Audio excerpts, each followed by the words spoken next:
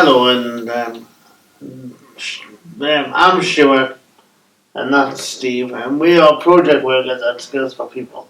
Yeah, and this is an update of the work of 3 regional self-advocacy groups and Inclusion North around our response to the Wharton Hall abuse scandal. Which groups are we talking about?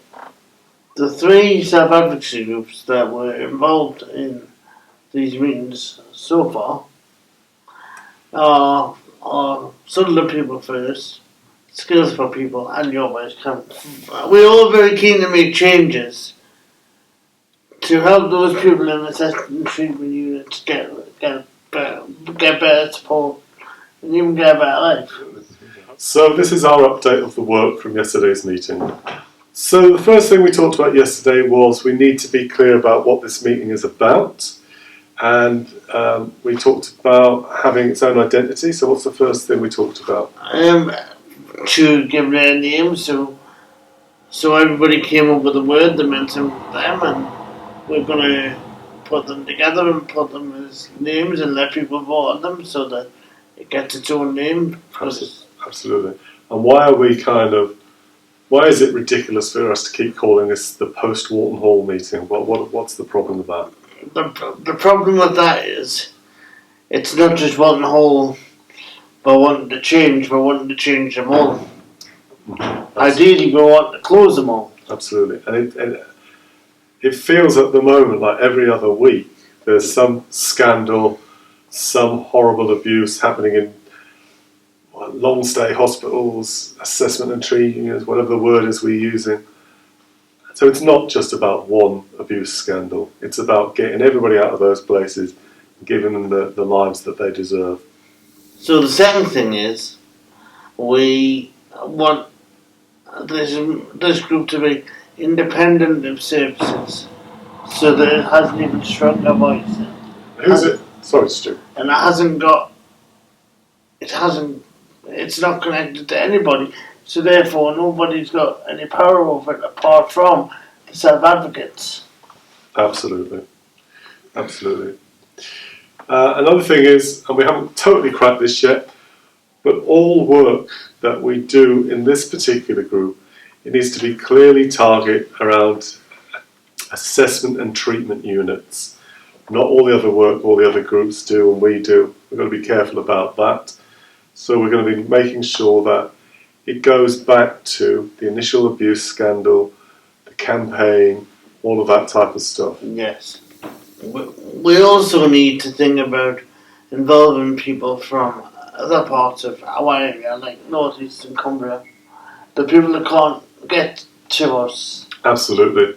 So we might have to go to them, we might be able to talk over the computer, we want to involve them in the work we do. This is not just about the 3 self-advocacy groups and Inclusion North, we want it to be about everybody in our patch basically. So we will be asking you, how do we involve you? We're redeveloping some safeguarding training. Yeah. There is one type aimed at the staff. Mm-hmm. There is one type aimed at the patients, and one aimed at the management of these places. Absolutely. So the one type of training aimed at the staff is a bit more complicated than what we're going to say here, but it's not going to be about training them in understanding types of abuse. It's going to be much more an emphasis on whistleblowing, that everybody has a duty to report the bad abuse. How are they empowering people to have a voice?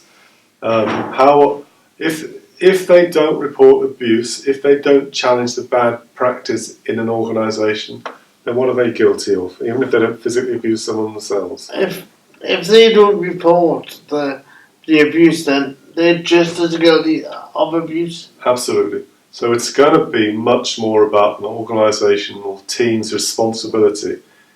Everybody has a duty to keep everybody safe. Yeah, I mean, I think we're going to get them to imagine it's their family member in there, and that's who they're taking care of, their own family. Yeah. The stuff for the managers, again, we're not going to give them lectures on what abuse is. It's really going to be, what are they doing as an institution To recruit staff, how are they making sure those staff have a decent value base? Yes. How are they making sure that patients really have a voice? How are they stopping people live in isolation? How are they making sure their culture and everything they do fights against abuse? And the other one is for the patients, where we'll be telling them what they can do to protect themselves and others if they don't feel like they're being listened to. Absolutely. And we'll talk about their rights. We'll look at ways for them to report. So we may be doing some work in each area.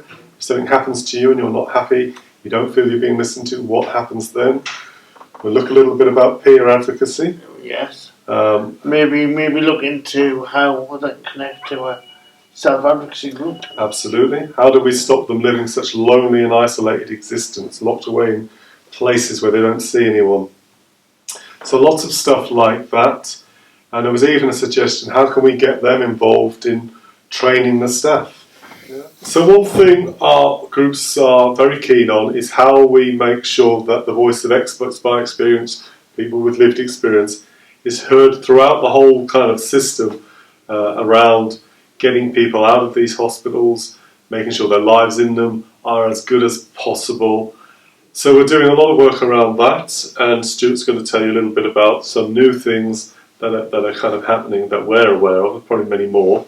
So what's one of them then? What's being developed at the moment? Skills for People is training Sunderland People First and Your Voice Counts in ways to quality check assessment and treatment units. Absolutely.